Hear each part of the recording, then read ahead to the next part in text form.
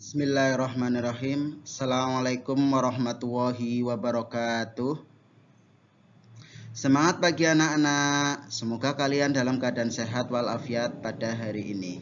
Hari ini kita berjumpa lagi yaitu dalam pelajaran Pendidikan Agama Islam dan Budi Pekerti kelas 10. Tema pada hari ini yaitu tentang ibadah haji. Ya, apa itu ibadah haji? Sebelum kita berbicara jauh tentang ibadah haji atau tentang materi pembelajaran pada hari ini, yaitu ibadah haji memperkokoh persatuan dan kesatuan umat. Anak-anakku, sebelum kita menginjak lebih jauh, anak-anakku harus memahami terlebih dahulu tentang ibadah haji ini. Ya, yang pertama yaitu tentang kompetensi dasar. Ya, kompetensi dasar yang pertama 1.9 yaitu meyakini bahwa haji, zakat dan wakaf adalah perintah Allah Subhanahu wa taala dan dapat memberi kemaslahatan bagi individu dan masyarakat. KD yang kedua 2.9 menunjukkan kepedulian sosial sebagai hikmah dari perintah haji, zakat dan wakaf. KD 3.9 menganalisis hikmah ibadah haji, zakat dan wakaf bagi individu dan masyarakat. KD 4.9 yaitu menyimulasikan ibadah haji, zakat dan wakaf. Ya, jadi itu adalah 4 KD yang kalian harus pahami. Adapun indikator dari tujuan pembelajaran pada hari ini yang pertama yaitu 1.9 yaitu meyakini nilai-nilai positif dari ketentuan tata cara pelaksanaan ibadah haji. Indikator yang kedua 2.9 menunjukkan sikap kepedulian sebagai hikmah dari pelaksanaan haji. Kemudian indikator yang ketiga 3.9 yaitu menganalisis hikmah ibadah haji, dan indikator yang keempat adalah 4.9 adalah mendemonstrasikan tata cara ibadah haji. Jadi itu 4 indikator yang anak-anak harus paham. Adapun tujuan dari pembelajaran tema tentang ibadah haji ini yaitu 1.9.1 setelah mengamati tayangan video LCD proyektor kemudian menyimak penjelasan guru dan bertanya jawab, siswa mampu menyatakan nilai positif dari ketentuan tata cara pelaksanaan ibadah haji dengan baik dan benar. Tujuan pembelajaran yang kedua yaitu siswa mampu menunjukkan sikap kepedulian sebagai hikmah dari pelaksanaan haji dengan baik dan benar. Tujuan pembelajaran yang ketiga yaitu siswa mampu menganalisis hikmah dari pelaksanaan haji dengan baik dan benar. Dan tujuan pembelajaran yang keempat, siswa mampu mendemonstrasikan atau mampu mempraktekkan tata cara pelaksanaan ibadah haji dengan baik dan benar. Nah, jadi anak-anakku, sebelum kita membahas lebih jauh tentang ibadah haji, anak-anakku harus paham tentang apa itu tujuan dari pembelajaran ini. Nah, berikutnya yaitu di sini Bapak sediakan sebuah gambar, ya. Gambar ini silakan kalian amati gambar-gambar yang ada di bawah ini, yaitu gambar nomor 1, gambar nomor 2, gambar nomor 3, dan gambar nomor 4. Kalian berikan tanggapan atau komentar pada semua gambar yang Bapak berikan ini. Ya, yang kaitannya dengan materi.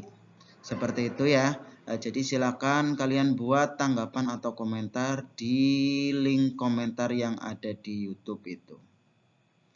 Itu bisa dipahami. Oke, berikutnya kita masuk kepada materi. Yang pertama, sebelum kita berbicara jauh tentang haji, kita akan mengulas yaitu apa itu tentang haji. Haji secara bahasa itu bisa diartikan yaitu sengaja untuk pergi atau berkunjung. Itu secara bahasa ya. Jadi secara bahasa haji itu adalah menyengaja untuk pergi atau untuk berkunjung ke suatu tempat yaitu di Mekah.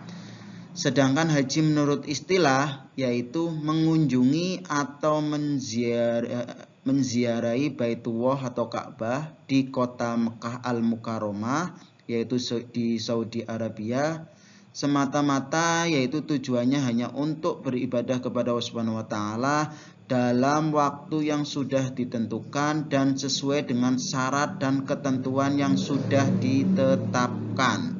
Jadi haji ini tidak sembarang bisa dilakukan kapanpun, tetapi sudah ditentukan waktunya, ya.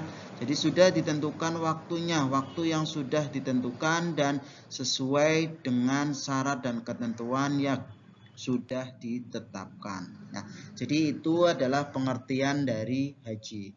Kemudian apa sih hukum dari ibadah haji itu? Ya, hukum ibadah haji menurut ijma ulama yaitu adalah fardu ain. Apa itu fardu ain? Fardu ain di sini adalah wajibnya di sini adalah bagi yang sudah mampu dan sekali seumur hidup.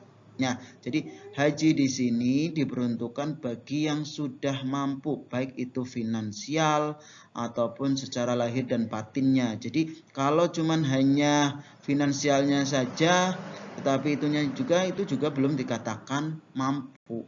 Nah, jadi hukum ibadah haji di sini adalah fardu ain, tetapi fardu ainnya ini lebih pada menitikberatkan bagi yang sudah mampu, ya, dan dilakukan sekali seumur hidup. Tetapi bolehkah kita untuk berhaji 2 kali? Kalau memang sudah ada panggilan kemudian mampu untuk melakukannya, ya maka boleh untuk melakukan ibadah haji yang kedua.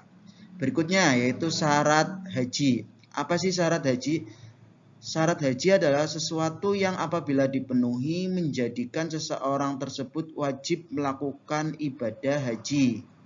Nah, yang termasuk syarat haji yang pertama adalah beragama Islam atau Muslim. Jelas ya. Jadi yang melakukan haji itu adalah orang yang beragama Islam atau Muslim, statusnya adalah Muslim. Yang kedua adalah baligh, ya. Yang kedua adalah baligh dan yang ketiga adalah sehat jasmani dan rohaninya. Dan yang keempat adalah merdeka dan yang kelima adalah mampu. Itu adalah syarat haji yang harus dipenuhi, ya. Apabila kita mau melakukannya ibadah haji maka syaratnya adalah minimal 5 itu. Kemudian di samping syarat ada yang namanya rukun haji. Rukun haji adalah perbuatan lisan, baik itu lisan, hati atau badan yang harus dilakukan seseorang yang sedang melakukan ibadah haji, ya. Dan juga tidak bisa digantikan dengan yang lain atau membayar dam. Jadi yang namanya rukun haji ini tidak bisa diwakilkan dan harus dilakukan dan harus berurut, ya, dari rukun haji yang pertama sampai rukun haji yang ke-6. Nah, jadi rukun haji itu ada berapa?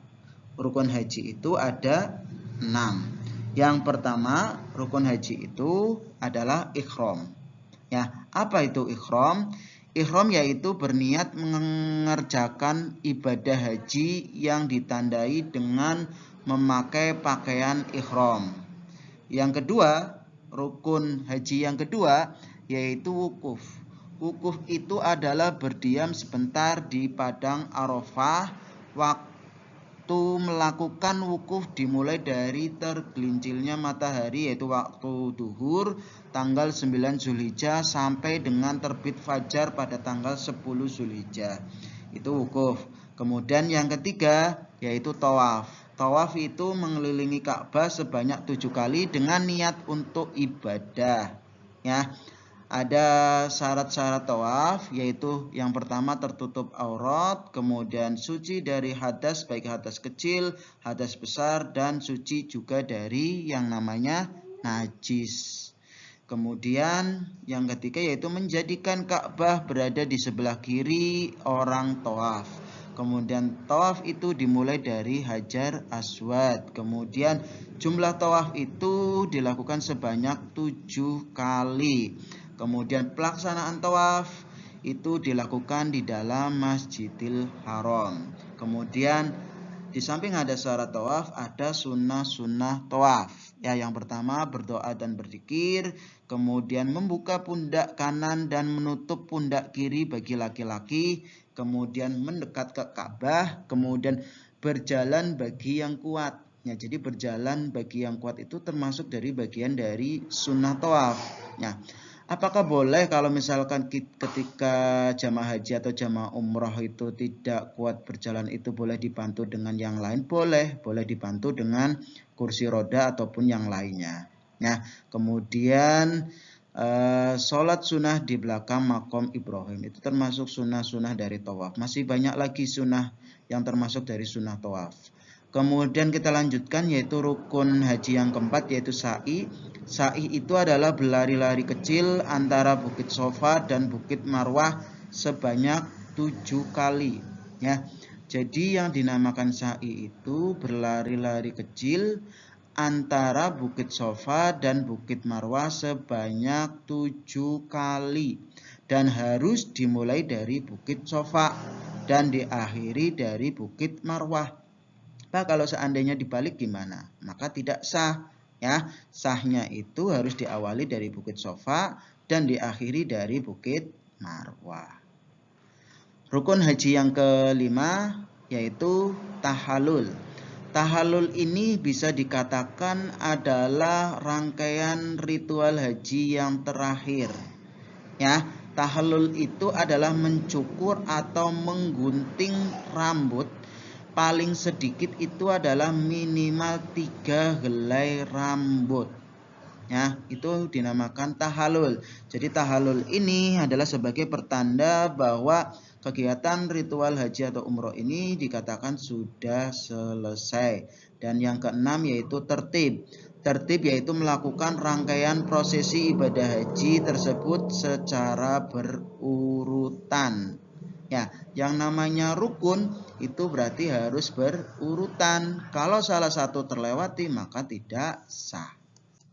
Ya, begitu ya anak-anak ya.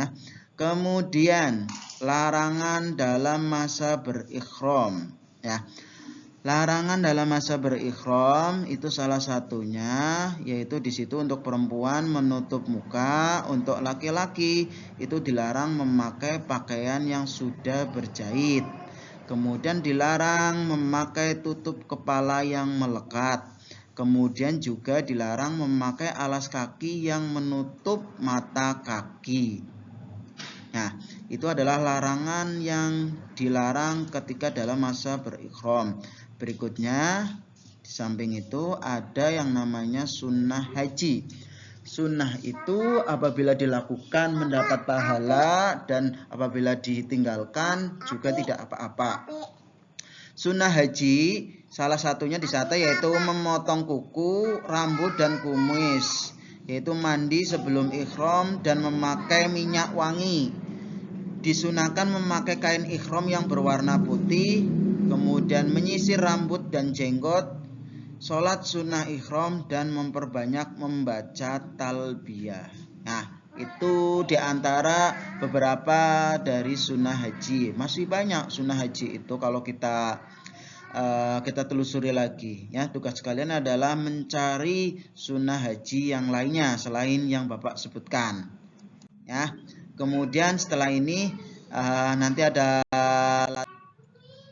silakan kalian kerjakan latihan soal ini. Nanti kalian bisa di-download di link YouTube yang ada di bawahnya di komentar. Nanti Bapak sediakan unduhan yaitu berupa latihan soal ini. Kalian nanti silakan kerjakan, ditulis di buku tulis. Itu saja ya anak-anak yang bisa Bapak sampaikan tentang materi pelaksanaan ibadah haji.